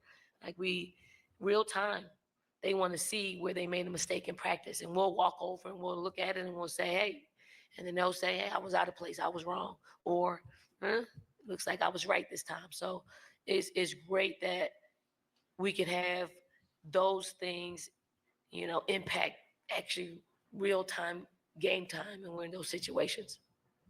To your left. Abby Halpin, USA Today. Coach, I want to ask you about something that happened off the court. Right after the game, before the trophy presentation, you went up to the Carolina basketball band and you shook hands with Dr. Wright and some of the students. What's your relationship like with the band, and why was it so important for you to go up to them afterwards? I think it's customary for us to do. That's one. Two, I just think that, the bands don't probably get enough credit that they deserve. They are at all the sporting events. They are, injecting energy. Like it's when they're playing their songs, like no matter what we're doing, no matter how locked in we are, it just feels familiar. So when they're able to, give us some familiar, you can lock into what needs to happen out there on the floor. And, I really enjoy them. They've been with us, some of them have been here, over the past 4 years, are going to their fourth Final Four. So I just want them to feel a part of it, because they really are a part of the atmosphere that's created in the gym. To your left. Hey, Don, Kareem Copeland, Washington Post. Same thing I was asking Bree, what was that message going into the fourth quarter after a rough third, and what does it say about them that they not only responded, but immediately responded right at the beginning? Yeah, the message was basically, we got to operate. One, it was the offensive rebounds were killing us, okay? Two, we have to operate in broken plays, right? Because they blew up some of our sets, and then when they blow them up, we have to stay calm, and we have to get a shot at the basket to actually give us an opportunity to make a basket or offensive rebound. But it was just about runs. It was their run, and we just talked about going on one of our runs. Far left. Don, you said Friday that at least on that day you didn't look, I think, like a national championship team. How do you feel now after that game? You went for that? Look, at this point, it's not going to look pretty. Okay, it's not. There are stretches in each game that is not going to look pretty. If you watch all the games, maybe the score at the end of a UConn game is not indicative of how it looked in the first two quarters. So some of it's not going to look as smoothly as us coaches and players envision, or how we practice. But you certainly have to get down and play the kind of game that's presented in front of you, and we'll do that. If we're not scoring a whole lot of points, then we got to up our defense. If we're scoring a whole lot of points, we got to up our defense. So it is that type of year that, for us, it's not any blowouts. We have to grind for every single win that we can get and manufacture. Far right. Don, two questions for you. One on Chloe, talking about being scared to walk up and take those free throws. I'm curious your thoughts on her growth in this program, and what it says about her ability to kind of push through that and nail those free throws. And then two, for you personally, you talk about Birmingham and how much people have really embraced the whole regional. I'm curious, as someone who's such a figure in this sport, if you've given yourself time over the season to really kind of look at the sport and see just where it's grown and how much it's grown. As far as Chloe, I am super proud of Chloe. Like, Chloe came to us She skipped her high school year and came to us halfway through the school year. Probably thought it was the worst decision that she made when she was going through it. But then the following year, she was a lot better. But her maturation process from everything, like she's grown in every aspect of her life, mentally, physically, emotionally. Like, you know, we have grown up conversations, and I can't believe it sometimes because how she came in. You know, now she's really thought provoking. Like she is really asking all the right things. And what I really like about Chloe is, you know, whether she makes you laugh with something that she says, or, you know, or she says something just off the wall, it's her. And she's comfortable in her skin. Like that's what I want for our players, to get to know who they are, don't care about what anybody else thinks of them, and just continue to move on. But she's growing, right? And then, you know, our game is so good. Like I feel like everywhere I go, I feel the love. And like everywhere, like it's incredible how much people recognize, you know, a figure like myself in women's basketball. Like, I mean, I could walk our campus and students are coming up to me saying, my dad loves you, my mom loves you, right? We're here in Birmingham. You know, walk through our hotel, you know, you walk around. They weren't all Gamecock fams. You know, they were people who are part of this community, you know, wanting pictures and wanting autographs and just showing their appreciation. Like it's an honor to give it back to them. Like it truly is an honor. It's a necessity, and it's something that we have to do, but you know, the love is felt. Very bad. Cora Hall for the USA Today Network. Don, Sanaya has been, so crucial for you guys this postseason. You went with the seniors and Chloe in that fourth quarter. How would you describe the trust that you have in, Sanaya, and what's it like to see her become that player that you trust to, help get the team across the line to make the Final Four? I mean, Fagan's been a part of our program for 4 years now. Like, her growth, her maturation process has just been on an upward trajectory. I've always said she was the most talented big. Like, whatever big that was on our roster, she was the most talented as far as being able to make moves and understand the game and communicate the game. To see her just out there performing like a senior, that's what you want. I wanted her there a lot sooner than this year, but people's process are their process. We try to fast track it, but some of them just have to go through it. And once they've gone through it, there's not very much communication that's needed. They just go out there and do it. So very happy. We got to lean on her for hopefully 2 more games, and they'll that entire class will leave here as the most decorated if they can get another championship. The front, right, left. Joyce hasn't had a great 3-game stretch.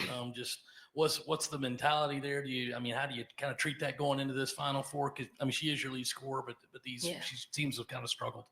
Yeah, teams are scheming. Like it's a gift and a curse that you're our leading scorer. So people are gonna zero in on that and scheme to cut her production in half. And because of that, you see there's a short gap between us winning and losing basketball games. Just got to talk her through things. Don't overcomplicate things. We're just trying to simplify, just really simplify things for her. But things are coming fast at her, so it's hard. I know she wants to play well. I know she wants to help our basketball team, but sometimes, in situations like this, you've helped us all season long, and it's okay to allow some other players to help in those situations. But hopefully, we have a week of practice where we can get back and simplify, and hopefully we can show us some film where she can be effective, but we need her. If we're going to win a national championship, we need better production from Joyce. We'll go here, and then we'll conclude with a question on Zoom. Hey, Coach, just when you look back on this team, I know the job's not finished, but when you look back on this team specifically, at the end from the end of the regular season to now, just what intangibles do you think you'll remember, and what are those intangibles that you think help them get through games like they did today? I mean, I know I'm sounding like a broken record, but we've handled things in real time. Like, I really don't think I've had a team that has been able to communicate as early. Like, when we see something, we act like a look, sound, feel. Like they will say what's happening, and you can deal with it in that moment. They don't wait until a week later. Like, they really want to win. They really want to be the best that they can be, and they're unafraid to be vulnerable and discuss shortcomings. They just want to know, how I can hurdle that and what I need to do to get through that moment. And we can be us as coaches. We can just, okay, she wants this. She really wants this. Like, let's talk about it. So that's been pretty cool that this team is able to give in to real talk. And I think that's what gets us over the hump. Like, they just talked about what their process is in stressful situations, and they talk their way through them, and they help each other out, and then we execute. Because Chloe missed back-to-back free throws, which is something that that she doesn't normally do. So we went back to her. She finished it. Now she's a lot more confident than she was after she missed those 2 free throws. Okay, we'll go to Jonathan on Zoom. Jonathan Dallas from Light on College Sports. Coach Staley, the landscape of college athletics is constantly changing with the transfer portal and NIL. Can you talk about how you've been able to adjust and adapt to have your team make it to 5 straight Final Fours in this climate? We've done it with great communication. We've done it with great parents. We've done it with a roster full of players that you can real talk to.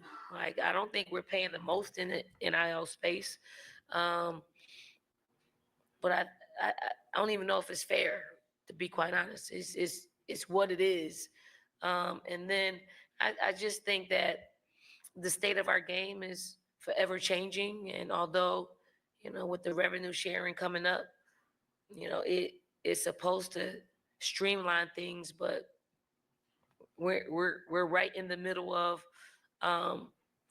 change, and we either have to be able to pivot and deal with it and communicate what needs to happen, or we're gonna have to retire and go into a different profession. But I think it boils down to just communication. You either have it or you don't in the NIL space, and then you just have to communicate that to agents and parents and give them a choice. You got the non-negotiables, you got priorities. What are your priorities? Is it NIL? If it's NIL, I'm quick to say, go get the money, put it away, let it compound. Okay, if you want something different, you want a different experience, and we've been to 5 straight Final Fours. We know what that looks like and feels like and sounds like, and what goes into that. We're gonna give you a different experience. That's gonna cost you a few dollars. Okay, thank you. Thank y'all.